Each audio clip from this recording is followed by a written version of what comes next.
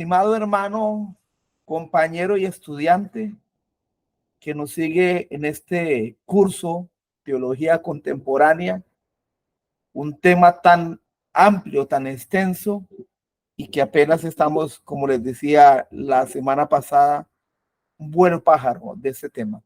Un tema que por supuesto va a requerir más análisis, más profundidad y pues para que a las lecturas voy a dejar algunos pensamientos, esa es mi meta, para que después usted siga pensando, articulando, inquiriendo en este tema de la teología contemporánea, porque es necesario también conocer nuestras raíces teológicas, que por supuesto podemos decir que vienen desde el nacimiento de la iglesia o más atrás, pero cuando hablamos ya de una teología contemporánea, como bien decíamos la semana pasada, estamos hablando de algo más actual y los últimos siglos, lo que ha influenciado el pensamiento teológico con respecto al cristianismo y estos precursores, esas personas que han hecho una labor, podríamos decirlo así, que han puesto un cimiento donde hemos escalado hemos creado una escalera con diferentes peldaños donde se ha ido construyendo todo este tejido de pensamientos que hasta hoy pues continuamos teniendo presente en la iglesia. Algunos impactos importantes, impacto tanto positivo como negativo. Y el conocer, y es que se hace necesario y obligatorio usted como estudiante de teología, conocer, sondear un poco de estos pensamientos teológicos contemporáneos para también tener una base, una perspectiva de lo que es la teología en las últimas generaciones. Bien, antes quería pues por Wendy, la sobrina Wendy que me enseñó las fotos, una quemada bastante grave de segundo grado. En mi oración es que ya se esté recuperando bastante la sobrina Wendy. Pues ella me escribe en estos días con respecto a eso. Y sigo orando por usted, por su vida, mi hermano, mi hermana, para que Dios se siga glorificando en medio de sus necesidades. Ore también por mí, porque yo lo necesito y mucho en estos tiempos. Así como también yo estoy orando por usted, para que el Señor nos bendiga, nos responda y podamos ver su mano en muchas cosas de la vida. Y con esto, pequeña introducción, quería decirles también que no voy a proyectar porque no sé por qué razón estoy haciendo unas pruebas y a la hora que intento abrir la presentación en PowerPoint no lo despliega, no avanza, no camina y solo avanza cuando lo tengo sin ampliar. Entonces, no es necesario por sí para lo que quiero decir. Ustedes tienen el sílabo, ustedes tienen las secuencias didácticas de cada semana y esta semana entramos a la semana 2 y entonces sí voy a tenerme a mencionar los objetivos de la semana 2 para que, y también las actividades a las cuales tenemos que enfrentar durante esta segunda semana. Analizar la teología de la liberación, incluyendo sus orígenes, sus principales características y contrastarla con una teología bíblica. Contrastarla, puse yo. Más sería contrastarla con una teología bíblica. En efecto, esta semana vamos a hablar un poco de la teología de la liberación. Tal vez sea un tema nuevo para usted, tal vez ya lo he escuchado, tal vez tenga un pensamiento con respecto a ello o le falta un poquito más de conocimiento, tal vez tenga un amplio conocimiento del tema. Sin embargo, quiero pues hablar sobre esto porque se hace necesario entenderlo. Ustedes saben, estamos siguiendo el libro de Donner, a pesar de que él no se mete mucho en lo que es la teología católica, pues cuando hablamos de la teología de la liberación, tenemos que ahondar un poco en la teología católica porque sus raíces de lo que es la teología de la liberación se encuentran ahí justamente. En breve vamos a explicar qué es esto y al menos tengo de este objetivo 2, tengo 3 subobjetivos: realizar un recuento de los orígenes de la teología de la liberación, o TL, como a veces le llamamos, realizar una comparación de la teología de la liberación en contraste con una teología bíblica, cristiana, evangélica, protestante, y analizar algunos puntos claves de la teología de la liberación de otros autores. Un tema que me encanta también sería para hablar horas de horas. Lamentablemente tengo que correr, pero allá vamos a ver qué hacemos. Actividad de la semana 2, recordando siempre las autoevaluaciones que usted tiene que hacer, importantes, tan necesarias para, como un contraste y una comparación de que usted esté leyendo, para mantenerse leyendo la lectura esta semana. Y me gusta Donner, porque Donner es muy claro para escribir, no es un teólogo pesado que escribe y uno tiene que leer un párrafo y tiene que se queda pensando qué fue lo que dijo. Donde es realmente muy claro para hablar. Sin embargo, como yo le he dicho anteriormente, de momento usted se encontrará con terminologías, porque así es la teología, usa como instrumento, se hace valer de un lenguaje técnico por momentos, y esos lenguajes, esas palabras, representan un concepto, una idea, un pensamiento, y todo esto se hace necesario pues que ustedes tengan claridad de qué está hablando, porque así la lectura se hace más fácil la comprensión.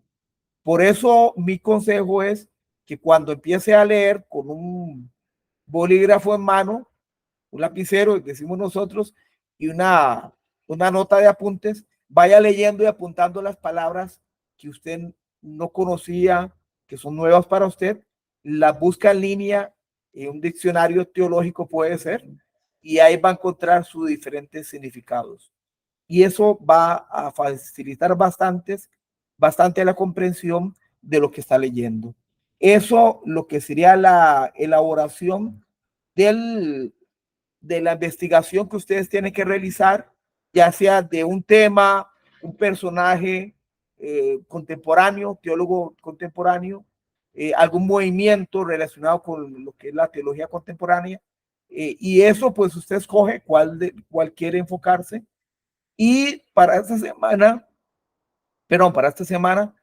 ya la semana pasada ustedes tenían que escoger cuál es el personaje o el tema que van a escoger, y para esta semana elaborar una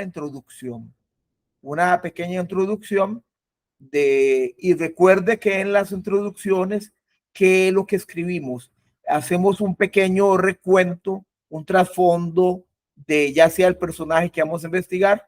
Por eso yo les decía que en la semana 1 les había dejado como modelo a Paul Tillich, pensamiento de Paul Tillich, que en algunos sentidos pues estoy de acuerdo, en otros no tanto, pero para que ustedes vean el modelo como yo lo hice, y entonces hablo un poco él, y al final, antes de cerrar, explico sobre qué voy a tratar. Por supuesto, una introducción se hace casi después de que yo he hecho la investigación. ¿Por qué? Porque al tener la investigación ya tengo una idea hacia dónde voy, qué quiero hablar, qué quiero plantear. Eso me hace horizonte que hablamos. El cuerpo del desarrollo, ojalá, si escoge un teólogo, hablar no solamente de su vida personal, dónde nació, dónde creció, cuáles fueron las influencias que él tuvo en cuanto a la teología, qué fue su trasfondo familiar, etcétera, sino también conocer un poco de su planteamiento teológico, qué es lo que él propone como teología. Y por supuesto, yo les he dejado en el sílabo una lista de libros que ustedes pueden conseguir, muchos en línea, hay artículos. Cuando usted busca, por ejemplo, un personaje, eh, Francis Schaeffer, por ejemplo, que me gustaría hablar la otra semana, va a encontrar videos, va a encontrar escritos de él que van a ser de gran ayuda para este trabajo. Entonces, sobre eso usted se basa, ¿verdad? Y en esta introducción, como les decía, solamente es la introducción lo que van a desarrollar esta semana. La semana 3 y 4 ustedes van a tomar el tiempo para desarrollar el resto del contenido de lo que es el trabajo final. Y al final, no olvide tampoco presentar una conclusión.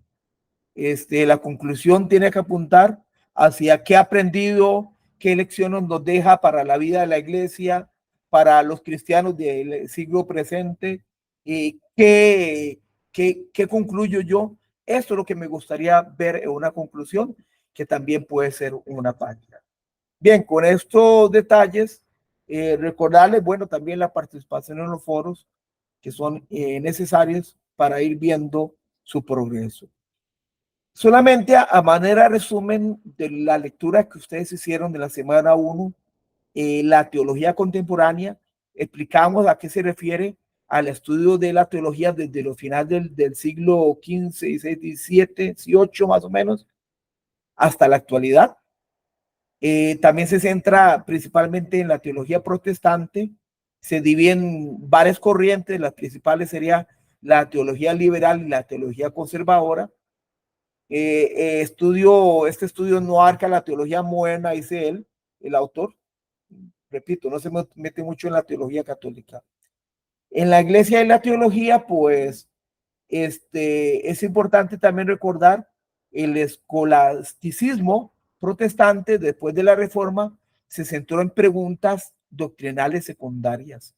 ¿Por qué? Porque esta corriente de pensamiento que se desarrolló posterior a la Edad Media, y se lo pongo así, cuando llegamos a la Edad Media para atrás, el pensamiento era muy teocéntrico, todo giraba a Dios, todo giraba en torno a su pensamiento, a la iglesia, y bueno, eso tenía sus bemoles, sus cosas buenas, sus cosas malas, porque también se manipulaba mucho al pueblo por medio del concepto de Dios, del temor a un infierno, por temor a un Dios que es un ogro.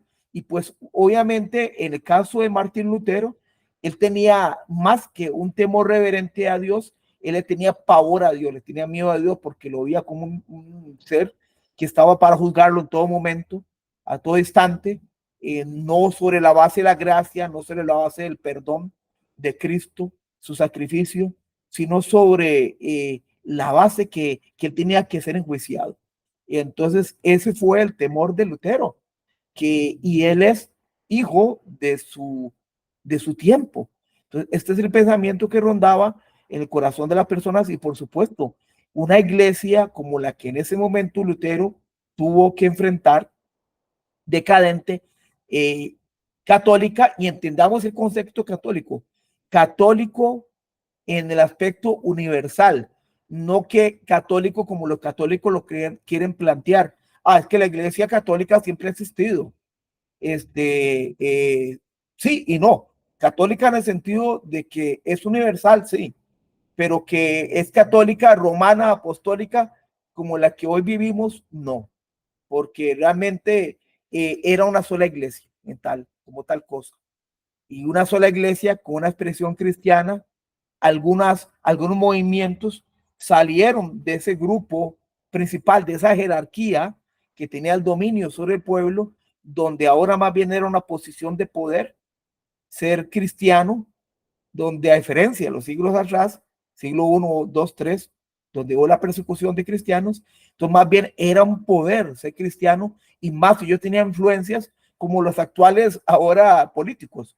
Yo me meto a política, ¿por qué? Porque es la oportunidad para robar, la oportunidad para hacer cosas malas. Digo que también hay políticos, bueno, claro que sí. Entonces, pero con el pensamiento ese en mente, entonces, si yo tenía oportunidad, tenía medios económicos, tenía pues influencia, me convenía meterme en el rol de la iglesia para ver qué podía extraer, qué podía sacar para mi provecho. Y mientras el pueblo, muerto de hambre, en la ignorancia total, tanto espiritual como social, y esa era la realidad. Entonces viene lo que es el siglo de las luces, viene lo que es el enfoque de la razón y la lógica, viene el escolasticismo, donde se pretende que también el cristiano puede y tiene que pensar su fe en un mundo natural.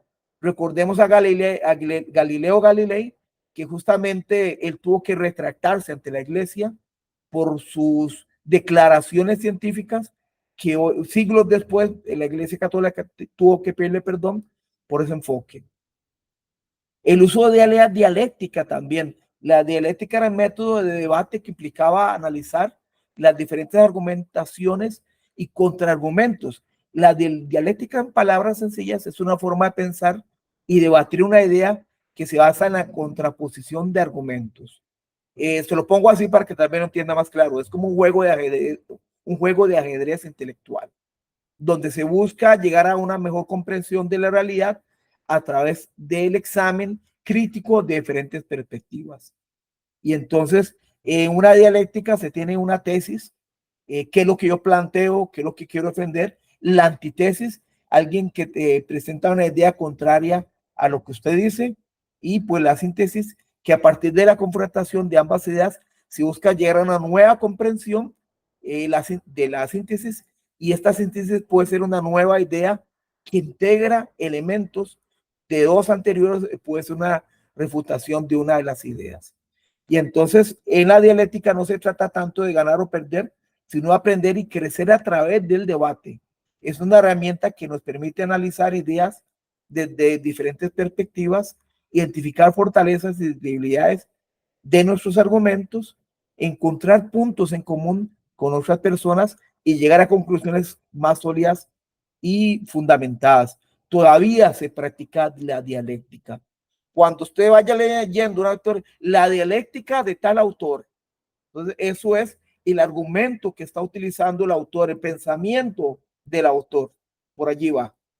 Pues también vemos que la influencia de la filosofía de Aristóteles y los escolásticos recuperaron y comentaron las obras de Aristóteles, que tuvieron una gran influencia en su pensamiento.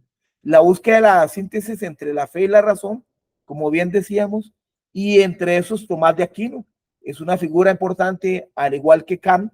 De hecho, Kant se basa mucho en estos pensamientos para crear y proponer sus teorías.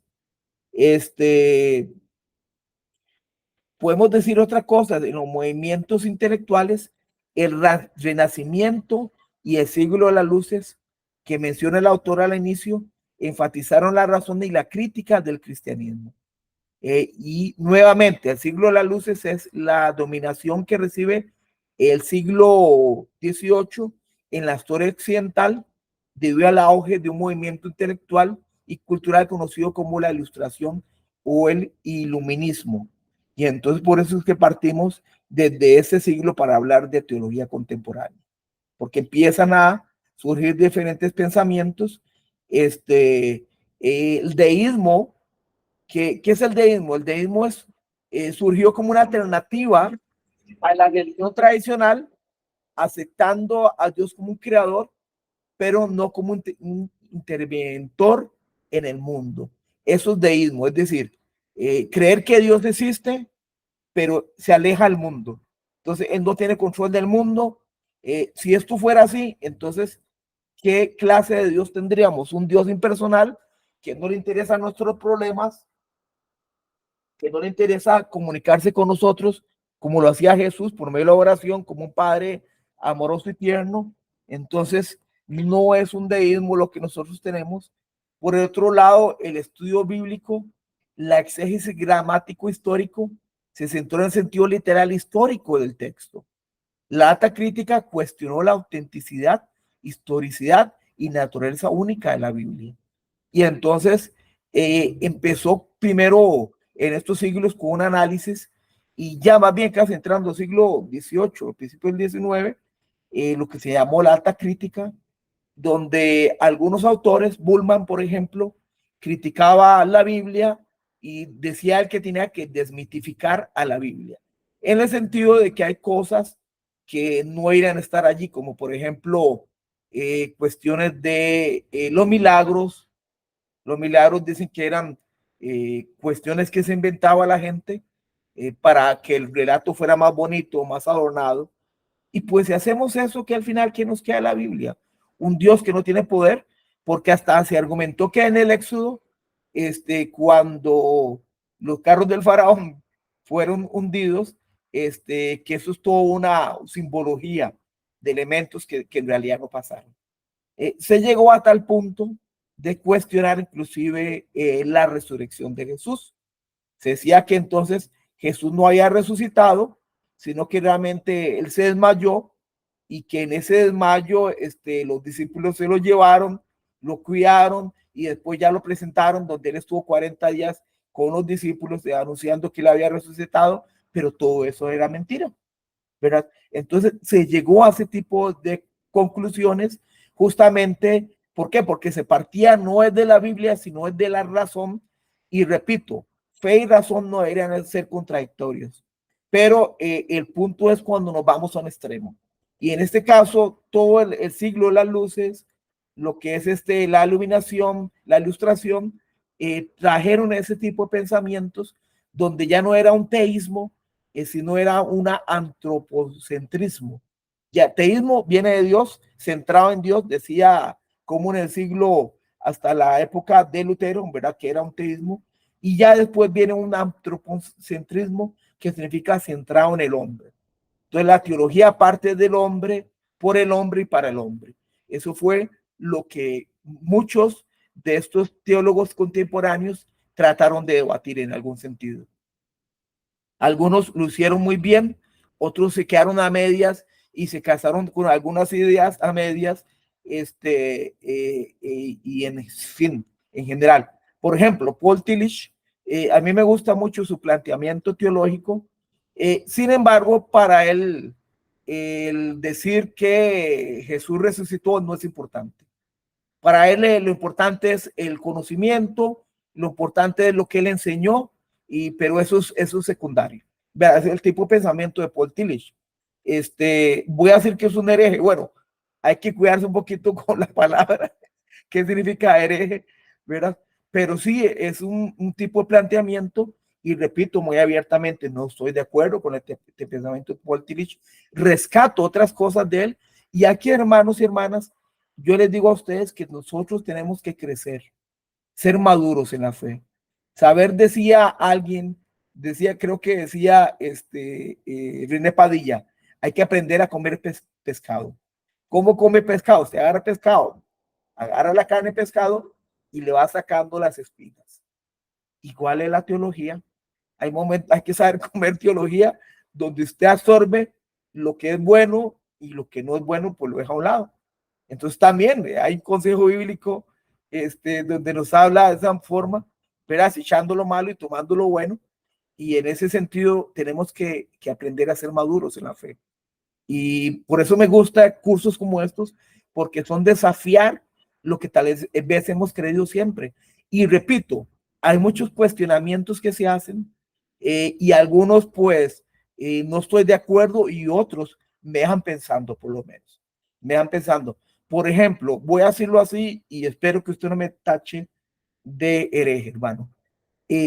Todo lo que es el Génesis podemos decir que es lenguaje literal, ¿no? No podemos decir que todo el Génesis se usa lenguaje literal, porque por ejemplo habla de que la creación se hizo en 7 días, pero si yo creyese que la creación se hizo en 7 días, o sea, en un día Dios separó las tinieblas de la luz, segundo día hizo, bueno, así como ustedes ya saben, los teólogos lo que dicen que son días de tiempos interminables. Entonces no son días, hayom yom, es la palabra que viene en hebreo, días, que no son días literales, no son días de 24 horas, sino que en la Biblia es un periodo de tiempo que desconocemos. Entonces cuando hablan que el primer día Dios hizo los cielos, creó, separó las tinieblas de la luz, está hablando de un periodo determinado que puede ser siglos en general, ¿verdad? ¿Por qué? Porque si fuera así, entonces el mundo sería relativamente muy moderno, muy nuevo, y hay yacimientos arqueológicos de fósiles que se han encontrado que datan de siglos. realmente de siglos muy, muy atrás. Entonces la tierra no es tan nueva. Dios podría haber hecho en 7 días literales la creación. Sí, claro que sí, yo lo creo, Dios es todopoderoso. Sin embargo, el Génesis maneja y tiene un lenguaje poético y muchas de las cosas no se pueden tomar literales. Tienen que tomarse en un sentido figurado. Y con decir esto, no soy un mal cristiano, no estoy desacreditando la palabra de Dios, sino que estoy colocando la Biblia en su lugar correcto, porque Biblia y ciencia van de la mano, repito. Y en ese sentido es como logramos entender muchas cosas. Y eso es apenas una pequeña ápice o punta del iceberg con respecto a muchos temas que tal vez en otros cursos se deberían también hablar sobre temas relacionados con el Éxodo, Génesis, y demás.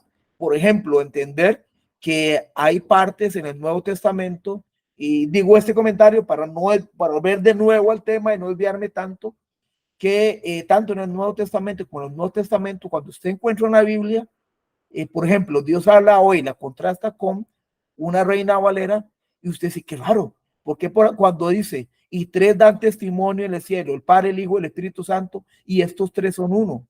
Y esa parte, y estos 3 son uno, eso fue un agregado posterior de un escriba que estaba traduciendo un manuscrito y dijo, esto me suena, estos son 3-1, y le agregó ese pedacito. Entonces, por eso, si usted lee Dios habla hoy, no aparece esa partecita. ¿Eso significa que estamos tirando la Biblia, de que está contradiciendo la Biblia? No. El decir que 3-1, a pesar de que no aparezca, y va a aparecer una nota de pie de página, esto no aparece en los manuscritos más antiguos, eso da cabida solamente para la comprensión de la ciencia también, en lo que es teología, y no es que contradice la Biblia, porque yo puedo decir que sí, Padre, Hijo, el Espíritu Santo son uno, los 3 son uno, y la Biblia da muchos ejemplos y elementos para llegar a esa conclusión. Pero no sé si me captan entonces el pensamiento en cuanto a lo que se llama, digamos, esas citas textuales que aparecen en la Biblia, y entonces todo esto, pues en algún sentido, nos ha ayudado para entender también nuevas realidades que a veces pues tenemos que volver a entender. Con respecto a la Biblia, repito, yo amo la Biblia, creo en la Biblia, pero sí también hay elementos que no podemos traducir o usar literalmente porque el lenguaje es figurado. Eso sencillamente es un ejemplo de lo que es la exégesis gramático histórico en el sentido literal histórico del texto y la alta crítica. La teología contemporánea busca responder a los desafíos del mundo moderno y se pregunta si de la fe cristiana tiene algo que decirnos en un mundo secularizado actual, y claro que sí, todos estos elementos, hermanos. Yo pensaba hablar un poquito de Manuel Kant, pero ya más bien por cuestión de tiempo no lo voy a hacer porque ya se me fue más tiempo de lo que pensé, dando esta otra primera explicación, que para mí es válida y es importante entenderlo, comprenderlo, analizarlo, porque yo quiero y pretendo y creo que trato de ser centrado, ni a un extremo ni al otro extremo, hermanos. Porque hay gente que por tratar leía a un autor, C.S. Lewis, que hablando de interpretación bíblica, que cuando una persona se sacó un ojo porque tomó literal, si tu ojo te hace ocasión de caer, sácatelo. Entonces, ¿qué hizo? Vino, se lo sacó. Sin embargo, para mí, eso que parece un chiste, fue algo que sucedió de verdad y tal vez ha pasado muchas veces por tomar la Biblia literal y no pasar por todo el análisis que se requiere. Nos hace entender que la Biblia, por eso tenemos que estudiarla, estudiar las fuentes, todo este contexto que estamos hablando es parte de todas estas corrientes que surgieron, que también desencadenaron en cuestiones de hermenéutica, de exégesis, del análisis del texto, y que pues hoy nos ayudan a entender un poco más y buscar ese balance que tanto necesitamos. En el otro extremo está aquellos que pues para ellos y para mí, un creyente que no crea en la resurrección, pues igual de pretender juzgarlo, ¿verdad? Yo dudo que realmente sea un cristiano seguidor de Jesús, porque Pablo decía, vana nuestra fe. Si Jesús no resucitó, vana nuestra fe. Y entonces, ¿qué de todos estos teólogos que para ellos tal vez no era importante, sin decir que la resurrección de Jesús era real o no real, ¿verdad? Entonces, ellos se manejaron un tipo de pensamiento así, pensamientos que fueron influenciados por su época, por su tiempo, pensamientos muchos de alemanes y demás, ¿verdad? Que nos legaron. Por ejemplo, usted ha escuchado hablar de C.S. Lewis. C.S. Lewis, este hombre que escribió la Crónica de Narnia, y sus libros para mí son preciosos, son bellos. Y él escribió, aparte de la Crónica de Narnia, que se volvió a película, otros libros muy buenos. Una entrevista al diablo, ¿verdad? Se me olvidó el nombre de ese libro, y entre otros libros, donde él es apologista. Sin embargo, él creía que cuando Dios crea a Adán y Eva, no hizo a un solo hombre y una mujer, sino que hizo una raza de hombres y mujeres, y que de todos ellos, un hombre y una mujer puso su imagen y su semejanza. Y yo cuando leí esta idea, digo, esto parece bien descabellado. Y yo no sabía que hay toda una corriente en Europa donde se maneja ese concepto, de algunos teólogos que manejan ese concepto. Yo no digo que lo crea, pero sí nos deja pensando muchas cosas, ¿verdad? Bien, con este pequeño resumen, lo que mi intención es poner un poco más de cimientos a lo que es el autor en cuanto a estos autores que ustedes estuvieron viendo, Kant, Hegel y entre otros. Y aquí es donde ya entramos al tema de la teología de la liberación, que lo que usted escucha ahora va a servirle de refuerzo a lo que usted lea también del libro de Donner, ¿verdad? Ya sea que usted vea primero el video, sí, que vea este video, o que haga primero la lectura, o viceversa, cualquiera de las dos. Yo no voy a profundizar mucho porque también Donner tiene su tema que decir con respecto al tema, pero sí quiero tocar algunos puntos que tal vez el autor los toca muy por encima y quiero amarrarlos un poco más, o también dar mi punto de vista en cuanto a la teología de la liberación, como latino que soy. Donner, a pesar de vivir en América Latina, él norteamericano, tiene un pensamiento norteamericano, y desde ahí, pues, desde su pensamiento, crea su teología.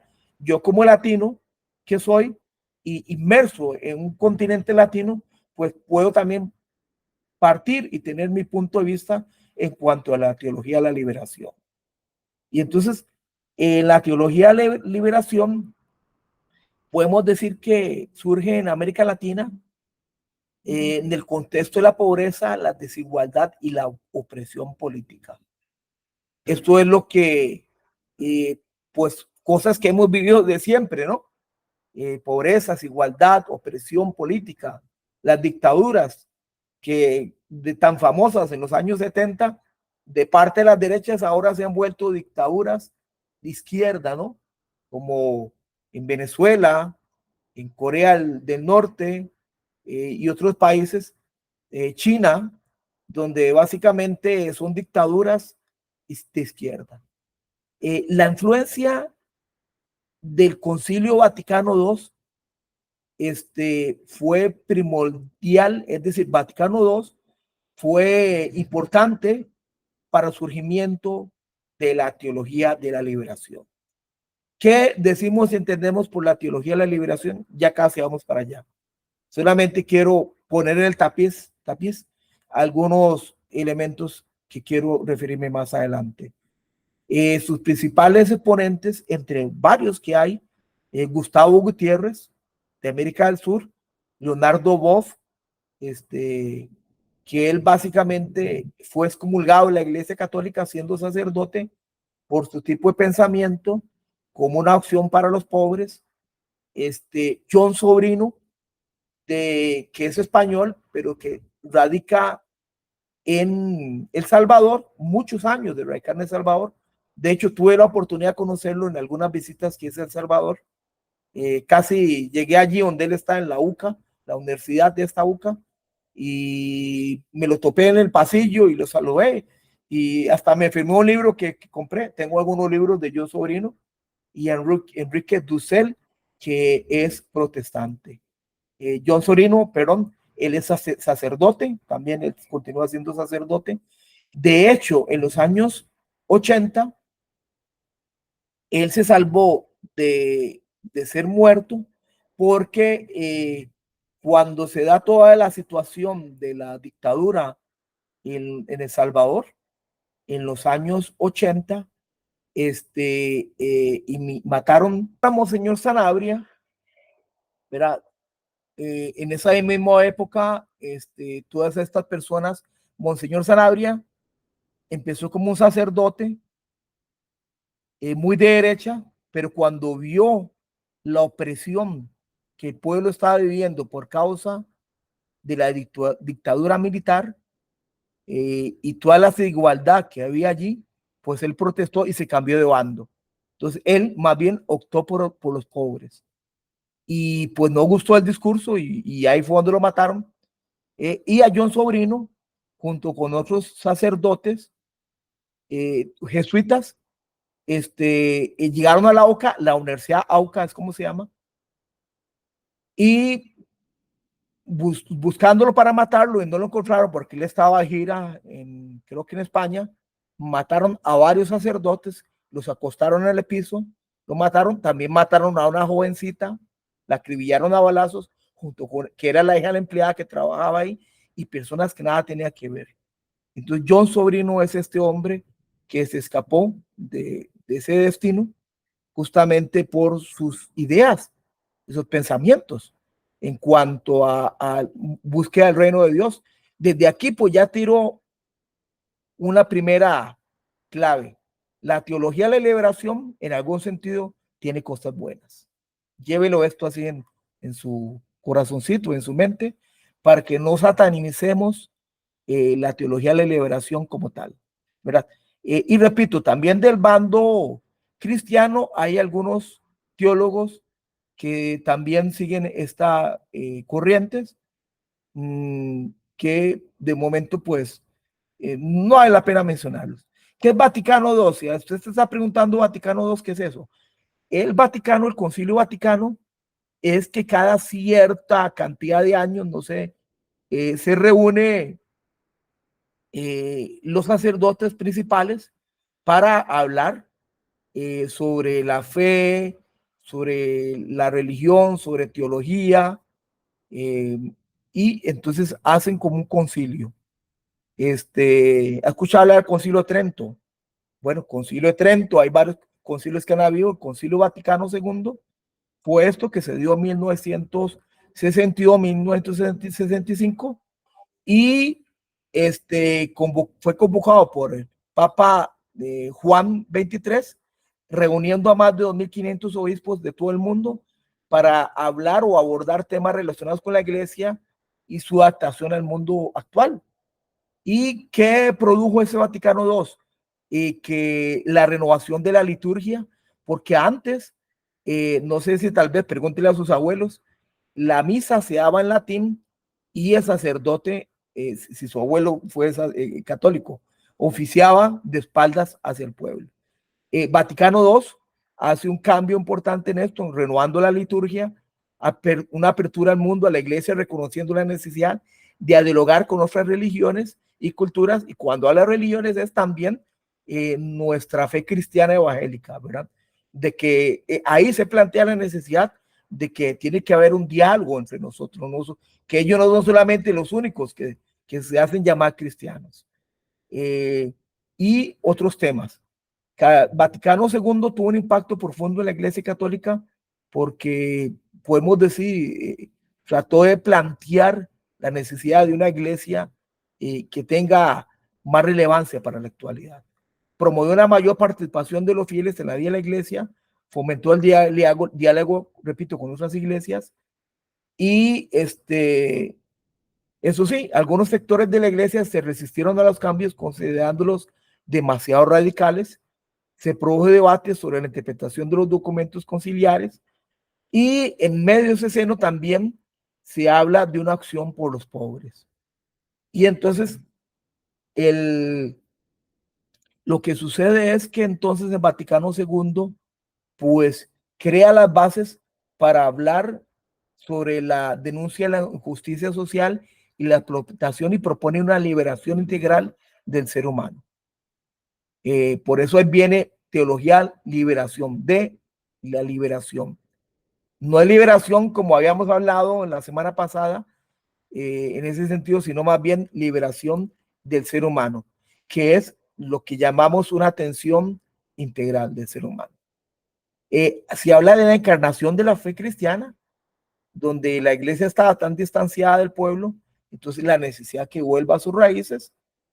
De la praxis, la teología se refleja en las acciones concretas, en la lucha por la justicia y la liberación, y la liberación busca la liberación de la estructura de opresión que generan pobreza, marginación y sufrimiento.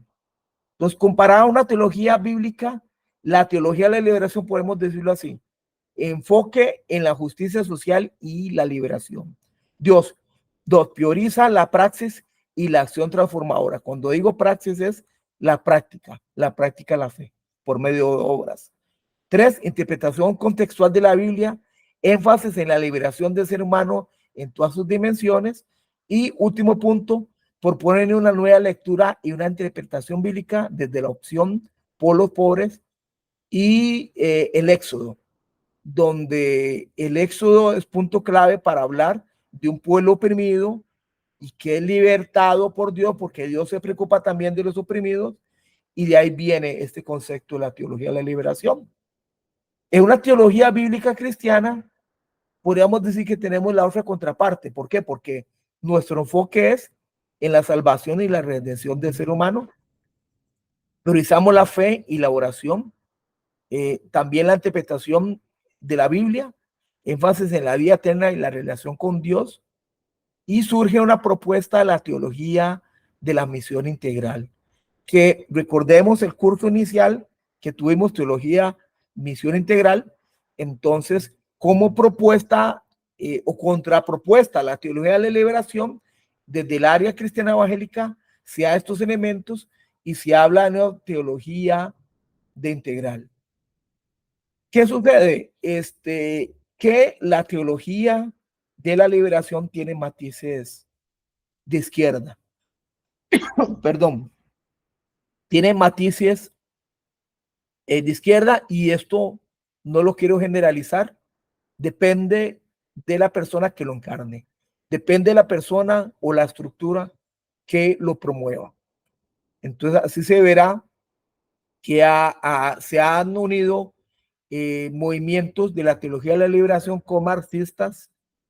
Prueba eso, por ejemplo, en Guatemala, Camilo Torres era un sacerdote que él, viendo la opresión del pueblo de Guatemala, de Colombia, disculpen, no Guatemala, sino Colombia, él decide tomar las armas e ir a pelear en la guerrilla, junto con la guerrilla, para tratar de liberar al pueblo.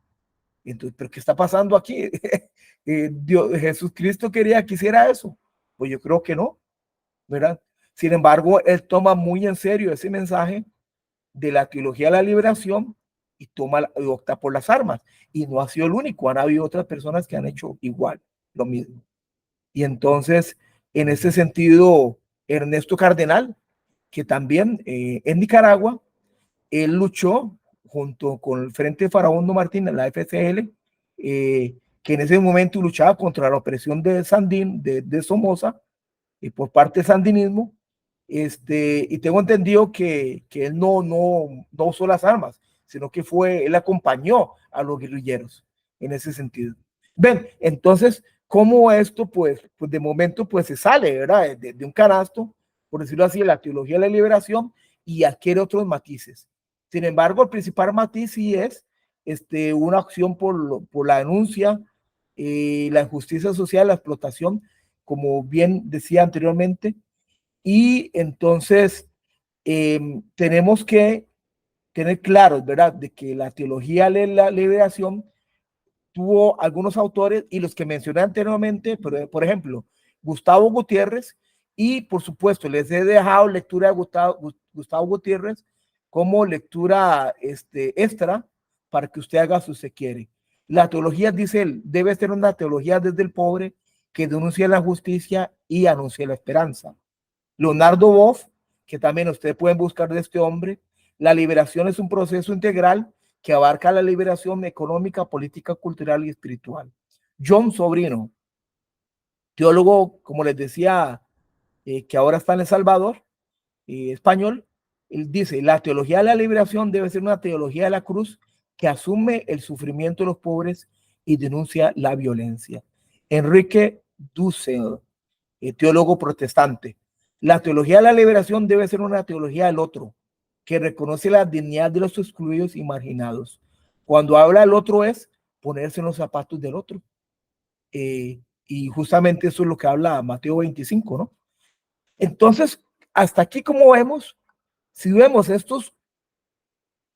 pensamiento, en pocas palabras, de estos autores, yo puedo concluir de que es bíblico y que también tiene que ver con el reino de Dios. Claro que sí.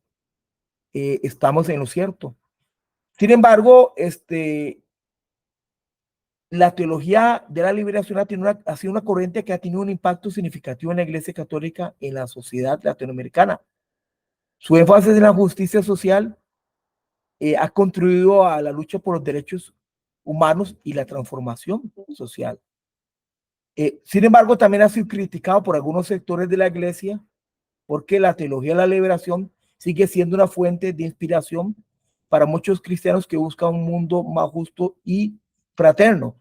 Pero ¿dónde está la crítica? Se lo voy a decir así, en pocas palabras, de una manera muy sencilla para que lo pueda entender.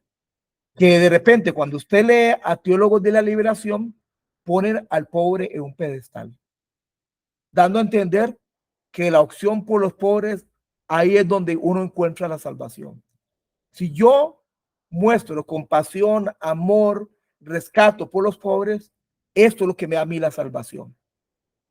Entonces, ¿qué tenemos? Una teología de obras, contraria a todo lo que nos enseña Romanos con respecto a la salvación por la fe y por la obra vicaria de Jesucristo en la cruz del Calvario. Y eso es lo que está pasando con la teología de la liberación, cuando uno lee entre líneas que es teología de la liberación. Muy bien, todo el discurso, estoy de acuerdo, repito, la opción por los pobres, proponer un mundo mejor, un mundo de justicia social, de equidad social, pero el aspecto donde se empieza a desgranar, donde empieza a surgir, como decirle así, unas patas que deformes, es cuando empieza a decir de que la opción de los pobres es donde yo encuentro la salvación, que el pobre es el que atendiendo al pobre yo me voy a salvar. No es cierto. Donde voy al otro extremo y digo que entonces mis pensamientos tienen que ver con pensamientos marxistas, comunistas, socialistas, y entonces también hago una mezcolanza entre fe y marxismo y produciendo un híbrido, un Frankenstein, un monstruo que no refleja realmente la verdad del reino de Dios. Espero que me siga con esto que estoy diciendo. Lo estoy tratando de poner ejemplos muy claros, muy concretos, para que usted me entienda que entonces la esencia de la teología de la liberación tiene una buena esencia, pero lamentablemente todas esas patitas que le nacieron, ¿verdad? Después fueron las que han hecho que la teología de la liberación, uno, digamos que analizarla detenidamente, porque ha influenciado el pensamiento cristiano y porque lamentablemente, y ustedes me han comentado de México, la situación de las iglesias, que uno hablar de justicia social, de hablar de misión integral, de hablar de que nosotros tenemos que atender a estas poblaciones más necesitadas, es mal visto en algunos sentidos, porque se asocia con lo que es en la izquierda, pues eso es legados o influencias del pasado, la teología de la liberación, que lamentablemente todavía impermeó la iglesia también cristiana, protestante, evangélica, y entonces por eso hemos sesgado, lo hemos reducido, hemos hecho un reduccionismo, entonces, de lo que es el mensaje del reino de Dios, que comulga mucho con los principios de la teología de la liberación, pero que de repente, repito, le nacieron patitas que no tienen nada que ver con la teología de la liberación. Y entonces, por eso es que estos pensadores, recordando el curso anterior de Misión Integral, René Padilla, Juan Stam, Pedro Arana, Samuel Escobar, Emilio Antonio Núñez, entre otros, cuando vieron que cómo se estaba deformando la teología de la liberación, dijeron, no, tenemos que volver a la Biblia, volver a los principios de la Biblia, y tenemos que hablar del rescate integral del ser humano, donde la salvación no es por obras, es por la gracia de Dios en Cristo Jesús. Las obras, claro que son importantes, son la evidencia, son el testimonio de que somos hijos de Dios. ¿Por qué obramos? ¿Por qué hacemos buenas obras? Como respuesta al amor de Dios, no para alcanzar la salvación. Y esa es la gran diferencia. Entonces, estos hombres que mencioné, cristianos evangélicos, amantes de la palabra de Dios, de la verdad, empezaron a proponer lo que es la misión integral de la iglesia y crearon la fraternidad teológica latinoamericana. Y entonces, hermanos, esto es un resumen de los resúmenes del tema, lo que vamos a estar viendo o que usted ya leyó con respecto a la lectura de la semana 2. Muchas gracias, bendiciones y nos vemos.